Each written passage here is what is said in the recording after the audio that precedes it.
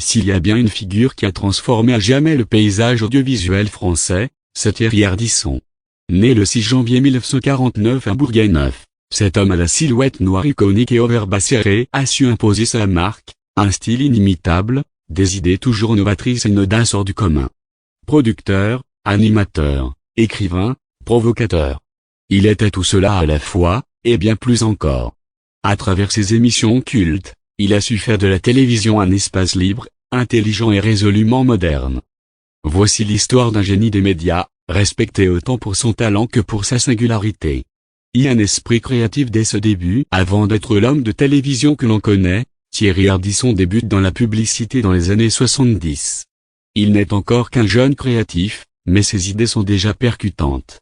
Il invente alors les spots de 8 secondes, une révolution dans le monde de la pub, et signe des slogans qui marquent les esprits comme le célèbre Vomaltine, c'est de la dynamite. Mais Ardisson a d'autres ambitions, écrire, créer, bouleverser. Il collabore avec le magazine Rock & Folk, où il développe un style d'interview frontal et fascinant. Très vite, la télévision lui tend les bras. Un pionnier de la télé libre et provocante qui débute choc à la télévision, c'est en 1985 que Thierry Ardisson entre en scène avec fracas sur TF1 grâce à Descente de police, une émission choc qui choque autant qu'elle fascine. Pour lui, pas question de faire de la télé tiède. Son ton est direct, ses interviews incisives, son style unique. Il enchaîne ensuite avec Bain de minuit, filmé dans les légendaires bains-douches, lieu emblématique de la nuit parisienne. Le roi des talk-shows iconiques. Mais c'est en 1988 que Thierry Ardisson entre véritablement dans la légende avec Lunettes noires pour Nuit blanche, un talk-show culte diffusé sur Antenne 2. Il y interviewe des personnalités aussi diverses que brillantes, artistes, politiques, écrivains, rockstars. Son charisme, sa tenue noire légendaire, et ses questions souvent inattendues créent un style immédiatement reconnaissable. Dans les années 90, il multiplie les projets, Paris dernière, Rive droite rive gauche, ou encore Double jeu, des émissions à l'esthétique forte, au ton décalé, et toujours novatrice. Il donne à la télévision française une liberté de ton et une élégance rare. Tout le monde en parle, la consécration en 1998. Il lance sur France 2 ce qui restera l'un de ses plus grands succès, Tout le monde en parle. Aux côtés de son complice Laurent Baffy, il y reçoit les plus grands noms de la politique, du cinéma, de la musique. L'émission devient culte, générant débat, rire, émotion, et buzz à chaque diffusion. Ardisson pose les questions que personne n'ose, et c'est là toute sa force, il n'a jamais eu peur de déranger. Le producteur visionnaire Ardisson, ce n'est pas qu'un animateur hors pair, c'est aussi un producteur de talent. Avec sa société Ardimage, il crée et soutient des projets télévisuels audacieux comme 93, Faubourg Saint-Honoré, Salut les terriens.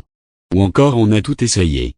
Il sait flairer ce qui fera mouche, ce qui séduira le public, sans tomber dans la facilité. Écrivain également, il signe plusieurs ouvrages, dont le remarquable Confession d'un baby-boomer et l'autobiographie L'homme en noir, dans laquelle il revient sur son parcours, ses convictions, ses batailles, avec une sincérité touchante.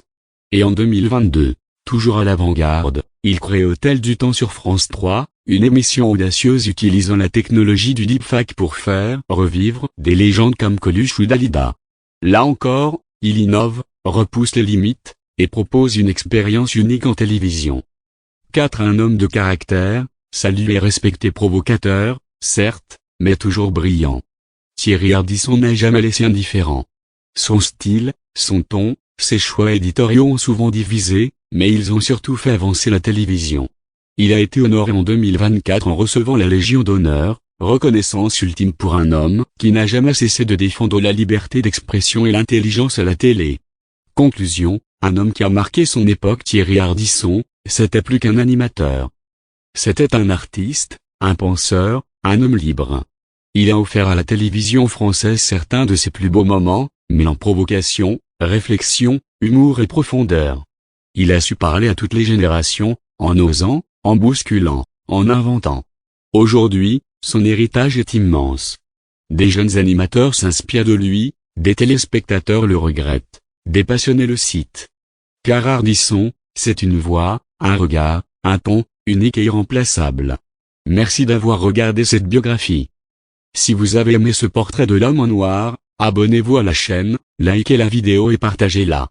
car, comme lui, n'ayons jamais peur d'être différents, brillants, et libres.